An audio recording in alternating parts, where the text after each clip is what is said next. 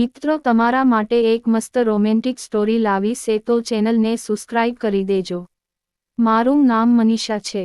એ દિવસની વાત છે જ્યારે હું લગ્ન કરી સાસરે આવી। મારા પતિ એક સરકારી જોબ કરે છે।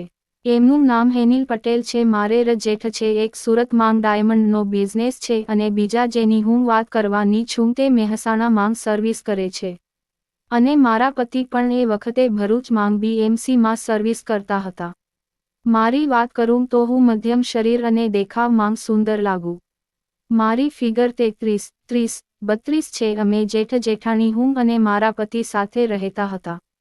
હવે હું મારી રિયલ સ્ટોરી બતાવું કે જ્યારે મારા જેઠાણી તેની ફ્રેન્ડના મેરેજમાં પિયર ગયા હતા તો અમે 3 ઘરે હતા। તે દિવસે એમની સર્વિસ હોય અને મારા જેઠ શિફ્ટ ડ્યુટીમાં જાય માટે દિવસે ઘણો ટાઈમ અમે 2 ઘરે હોય।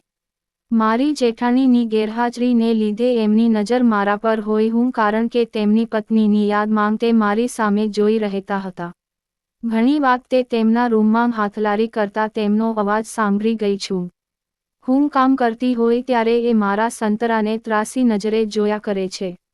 મને પણ ખબર હતી કે એ સંતરા જોવાનો મોકો છોડતા નહીં। હું પણ સંતરા દેખાય એ રીતે એમની સામે ઘરની સાફ સફાઈ કરતી કારણ કે મારે પણ નવો પોપટની જરૂર હતી। હું પણ એકના એક પોપટથી ઘરાઈ ગઈ હતી।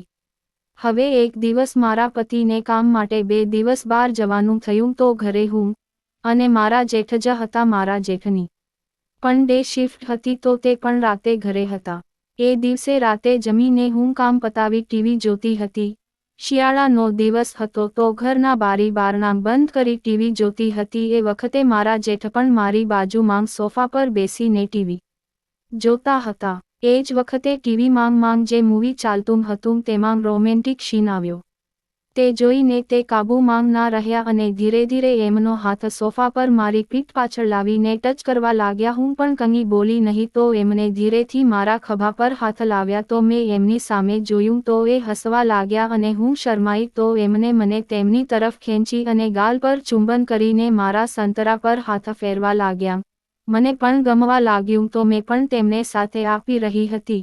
પછી તો એમને મને સોફા પર જ બાથમાં લઈને ચૂમવા લાગ્યા અને મને પકડીને બેડ પર લઈ ગયા અને કહ્યું કે મારી પત્ની યાદમાં અને તમારે મારી સાથે મજા કરવી પડશે અને પછી મારી સાડી હટાવી બ્લાઉઝના હુક ખોલીને મારા સંતરાનો મીઠો રસ પીવા લાગ્યા। મેં પણ એમના પોપટ પર રમાડવા લાગી। પછી થોડી વારમાં તો એમણે મારા બધા કપડાં કાઢીને કપડાં વિહીન કરી અને એ પણ કપડાં વિહીન થઈ ગયા।